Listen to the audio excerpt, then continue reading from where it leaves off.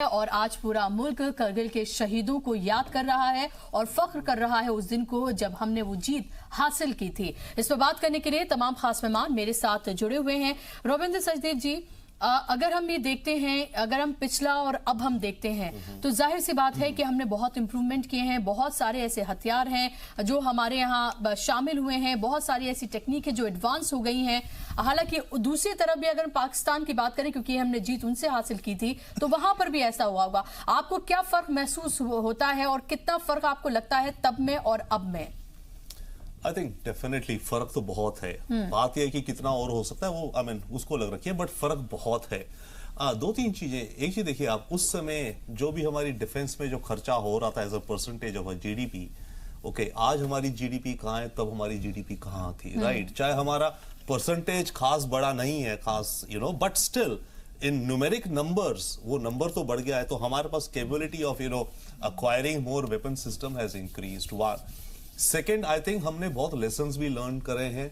दुनिया में दूसरी वॉर्स होती रहती हैं, इराक वॉर हुई है उसके बाद, राइट, अफगानिस्तान में जो चलती रही है, इन वॉर्स को देख करके हम भी बहुत सीखते हैं। हमारी मिलिट्री के एक्सेप्शनल लीडर्स, जनरल्स यहाँ बैठे हैं, स्ट्रेटेजिक थिंकर्स हैं ये लोग। Not only on the field में तो ये अपनी ब्रेवरी दिखाते हैं, पर अपना जब बैठ के सोचते हैं तो इनके दिमाग भी यार वाइज बियॉन्ड आप और हम इमेजिन भी नहीं कर सकते।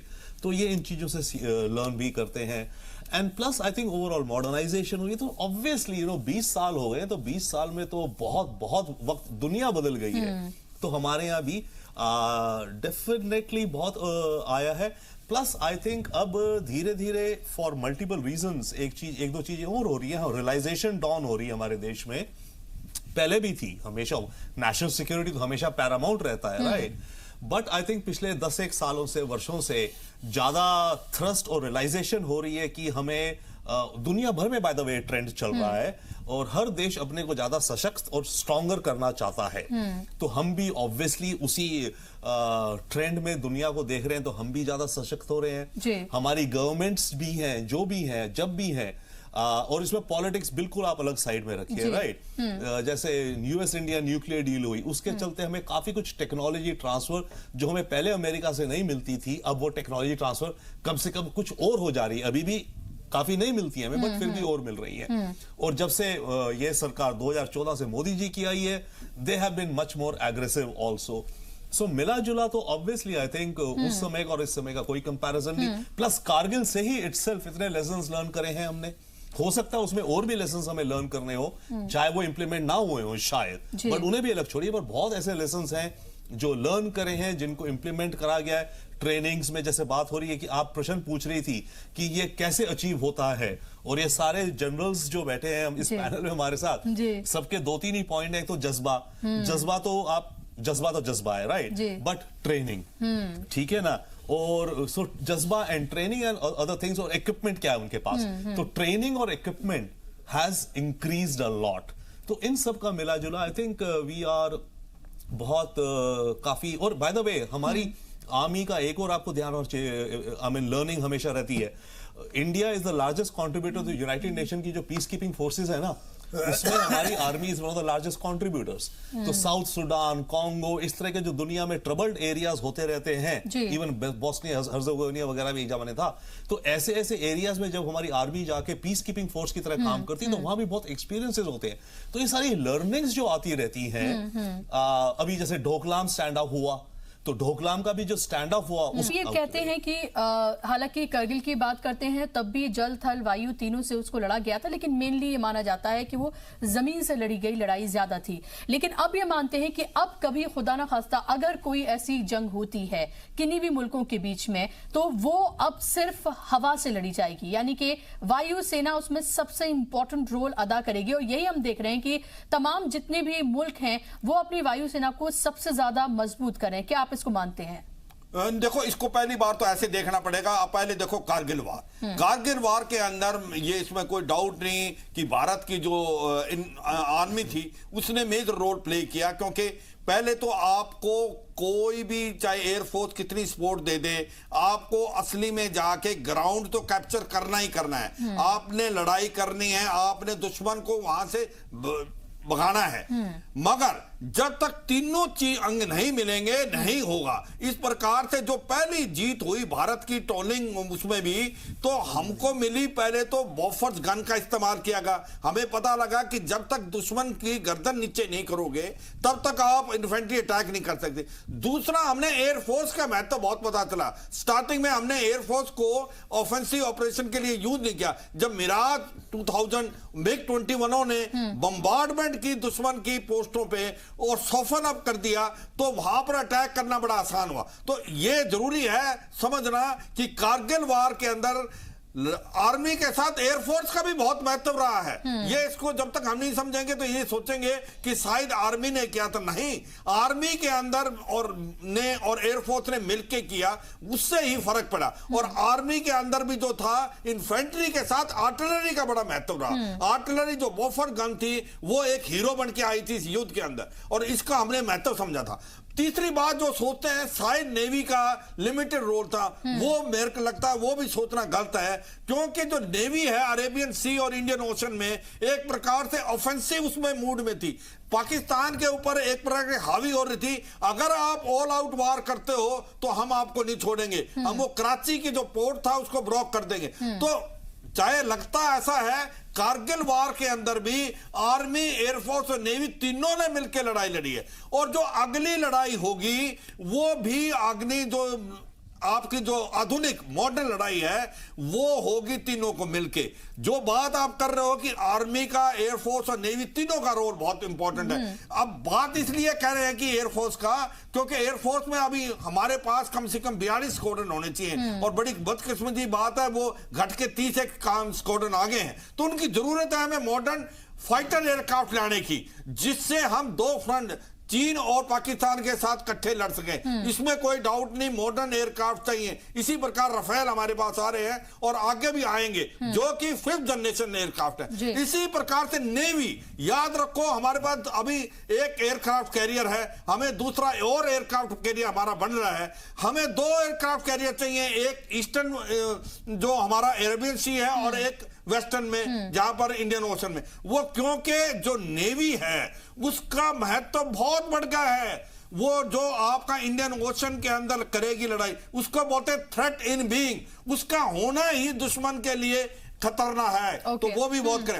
तीसरी बात, आपने ऐसे क्या क्या हथियार खरीदे हैं जिससे आपको लगता है कि आप मॉडर्नाइजेशन की तरफ बढ़ रहे हैं विनस्पत आपके कारगिल वार? आपका सबने बताया कि भाई जो बॉफर गन थी उसने बड़ा महत्व रोल किया, तो हमने समझा, क्योंकि बॉफर आपको पता है गन एक कंट्रोवर्सी में आ गई थी, तो हमने काफी समय तक कोई गन नहीं खरीदी। अब हम M777 light ultra wait Houser हमने अभी अमेरिका से खरीदा है, जो पहाड़ी इलाकों में बहुत अच्छा है, जिसको हम कहीं भी ले जा सकते हैं। लाइट वेट है, हेलीकॉप्टर से भी जा सकता है और वो गाड़ियों से भी जा सकता है। इसी प्रकार हम M777 जो खरीद रहे हैं K9 वज्रा, जो कि अभी आपका मैकेनाइज के अंदर सेल्फ प्रोपेल्ड है। इसके बाद हमने अटैक कैप्टर खरीदे हैं आपसे, जो कि अमेरिका से खरीदे।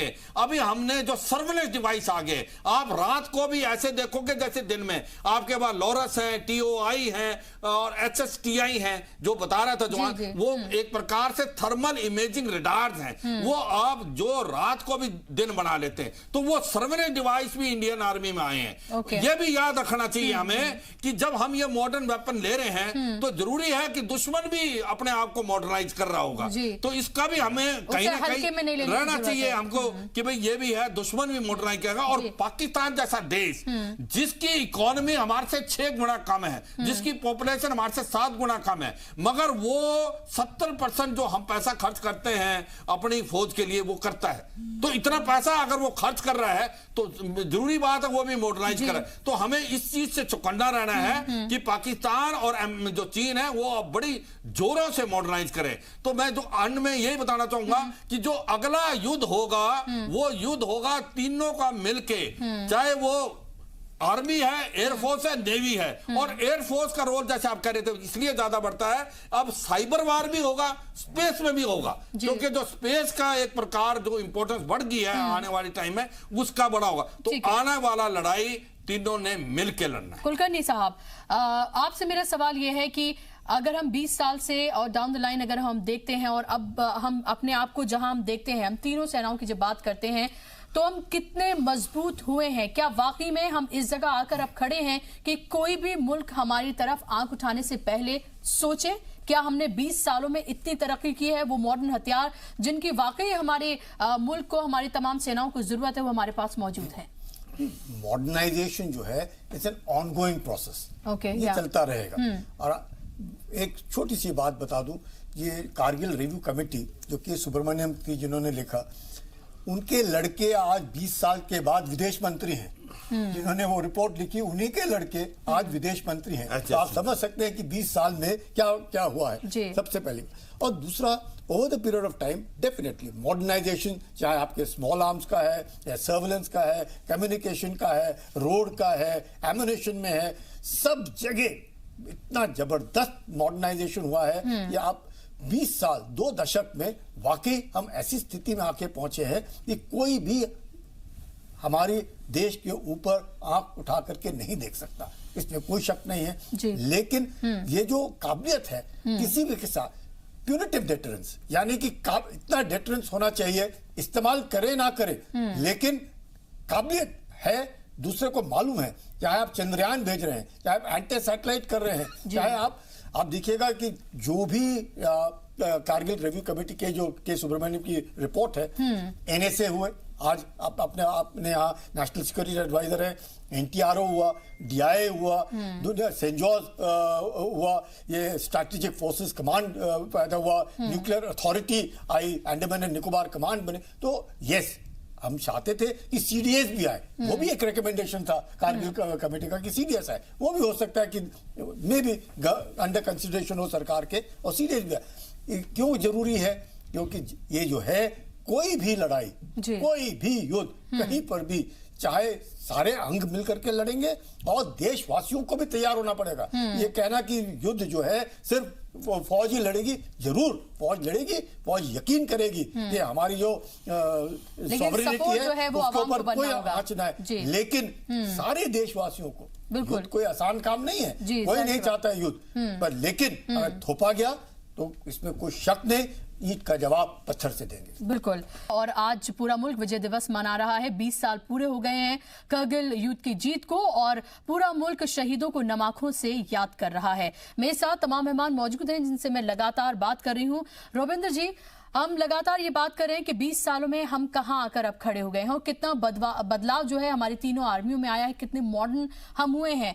जब हमारी करगिल युद्ध हुआ था, वो हमारा हुआ था पाकिस्तान के साथ, लेकिन हमें एक और दूसरा जो हमारा दुश्मन है, चाइना, जो शायद उससे बड़ा दुश्मन है, क्योंकि वो जाहिर है, वो छिपा है, उसके बारे में भी हमें बात करने की जरूरत है। क्योंकि वो जितना पैसा अपनी आर्मी के ऊपर खर्च करता है, डिफेंस का जो उसका बजट है वो हमसे कहीं ज्यादा है। उसके साथ साथ जिस तरह से हमारे यहाँ मॉडर्न हथियार हमारे यहाँ आ रहे हैं, वो उससे कहीं ज्यादा लेकर आ रहा है। तो आपको नहीं लगता कि हमें उस सिमत भी सोचने की जरूरत है? बिल्कुल, हमें वैसे उस एंगल से देखने की जरूरत है। And plus at the same time हमें अपना होम बेस बढ़ाना है। हम कब तक खुश होते रहेंगे कि हम मॉडर्न टेक्नोलॉजीज इंपोर्ट कर रहे हैं एंड उसको यूज कर रहे हैं।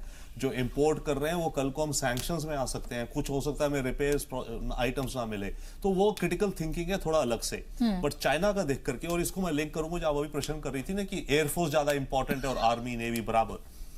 देखिए चाइना क्या कर रहा है, चाइना अपनी टोटल आर्मी रीऑर्गेनाइज कर रहा है। चाइना पैसा तो ऑब्वियसली उसका डिफेंस बजट हमसे आई थिंक करीब कितना अबाउट 3 या 4 टाइम्स ज्यादा है उसका हमसे डिफेंस बजट, तो वो तो बहुत ज्यादा आउटस्पेंड कर रहा है हमें।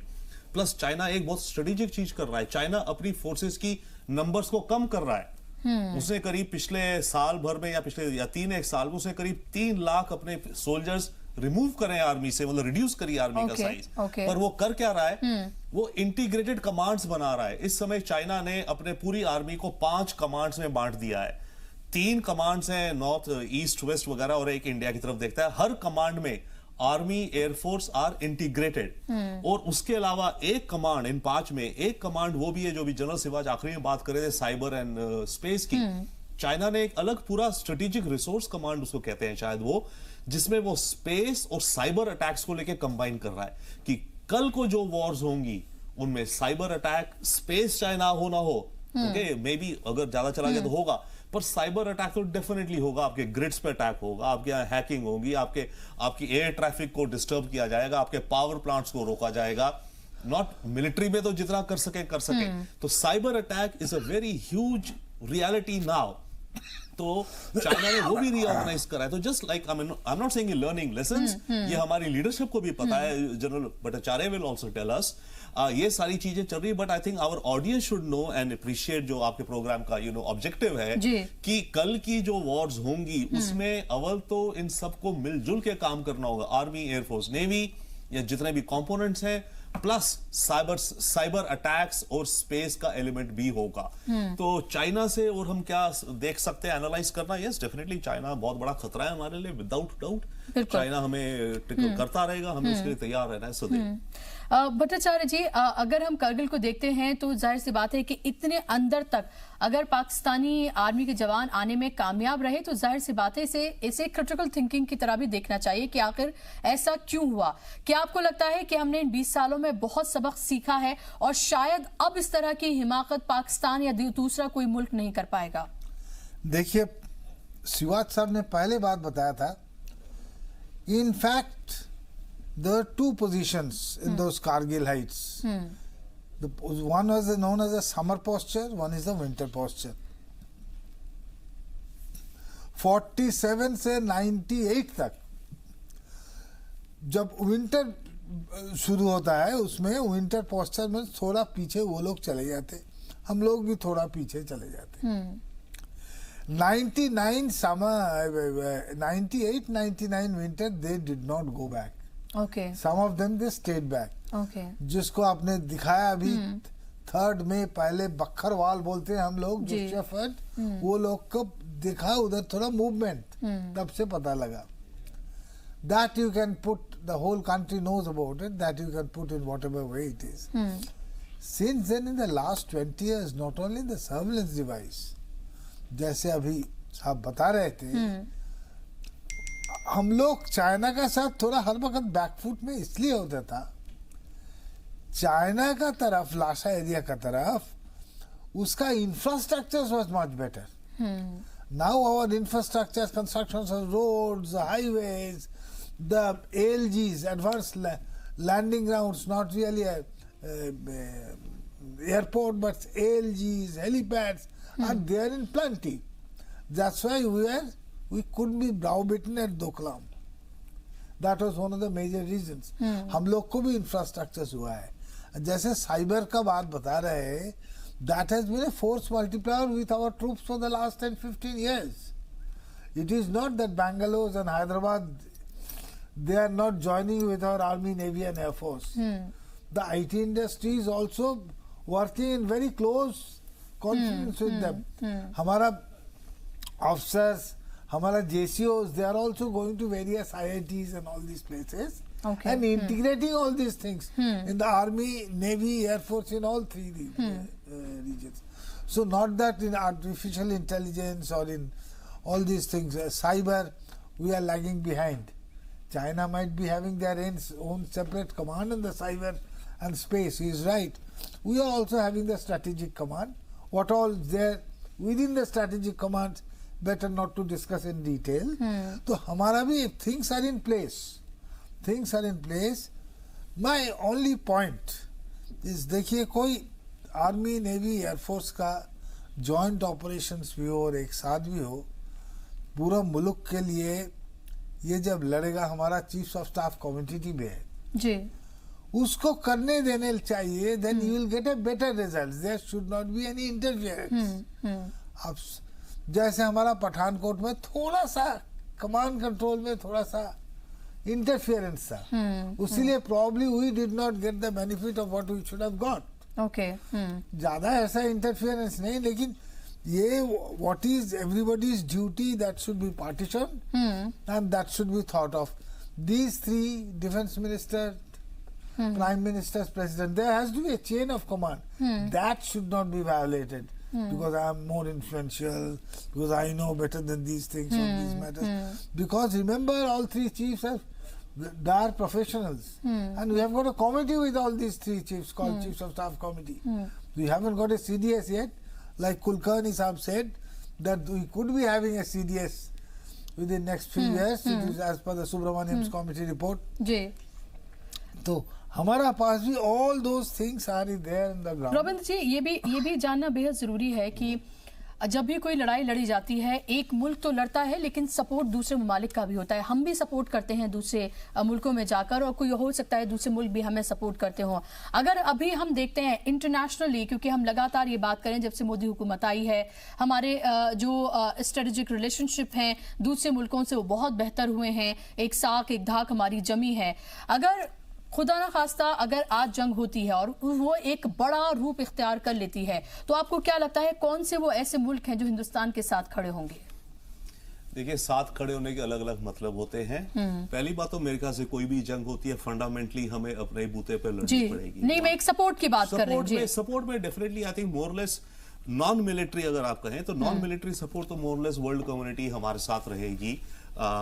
डिपेंड करता है किसके साथ होती है, पाकिस्तान से या चाइना के साथ, बट मोर लेस हमारे साथ वर्ल्ड कम्युनिटी रहेगी। डेफिनेटली यूएस रहेंगे, रशिया रहता था अभी तक, बट रशिया से भी अब थोड़ा डामाडोल हो रहा है हमारा रिश्ता, तो वो डिपेंड करेगा। और वो सपोर्ट हमें चाहिए होगा ज्यादा, मानो यूएन में हम चाहेंगे कि वो हो ताकि वो वॉर को रोकने में मदद हो, जो भी हो। देखिए, वॉर जनरल्स यहाँ बैठे हैं, जितना भी हम हेरोइक हैं, but I think no soldier would perhaps want ever a war. हम चाहे सिविल पॉपुलेशन आई थिंक हम कहें जी लड़ो मार दो, बट आई थिंक सोल्जर्स जिन्होंने वॉर देखी है, असलियत में पता होता है कि उसके खमियाजा क्या भुगतना पड़ता है। सो वो they will never want any sides. But मैं एक चीज और कहना चाहता हूँ, जो भी जनरल भट्टाचार्य कह रहे, आपकी प्रश्न था कि हमारे जो बॉर्डर एरियाज थे अभी तक या काफी साल पहले तक, उनको हमने जानबूझ के डेवलप नहीं करा था, क्योंकि हमें जो चाइना का एग्रेशन हुआ था उसके बाद से हमारी थिंकिंग हमारे देश में ये थी कि अगर हम सड़कें बना देंगे अपने बॉर्डर तक, तो कल को चाइनीज आर्मी आई, बॉर्डर क्रॉस किया, सड़क पे आ गई, तो सड़क पे चलते चलते वो दिल्ली पहुंच जाएंगी।